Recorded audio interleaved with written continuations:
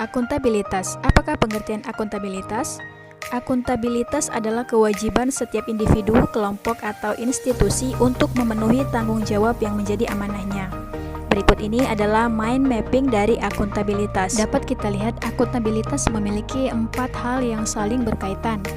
Yang pertama adalah PNS yang akuntabel, kemudian konsep akuntabilitas, kemudian mekanisme akuntabilitas, dan akuntabilitas dalam konteks.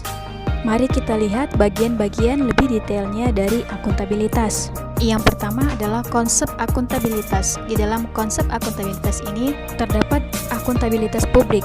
Fungsinya adalah sebagai kontrol demokrasi, pencegahan korupsi dan efisiensi, juga efektivitas.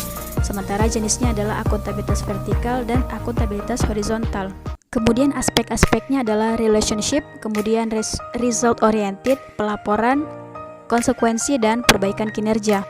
Di bagian tingkatan ada akuntabilitas personal yang paling mendasar, kemudian akuntabilitas individu, lalu akuntabilitas kelompok, akuntabilitas organisasi, dan yang paling di atas adalah akuntabilitas stakeholder.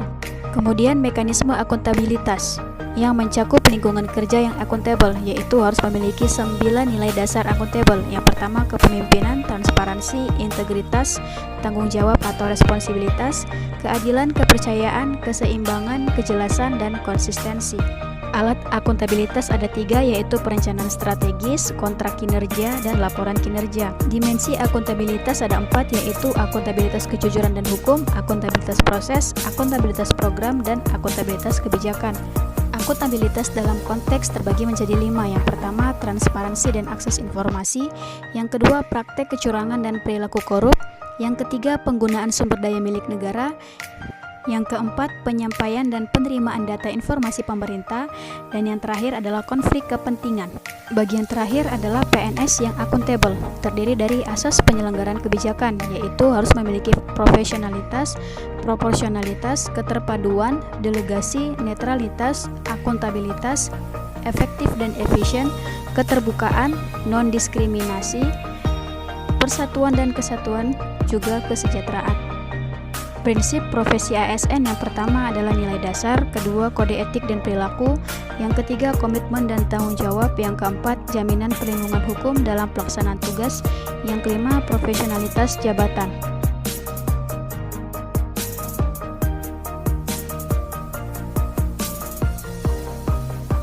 Nasionalisme. Apakah makna dari nasionalisme?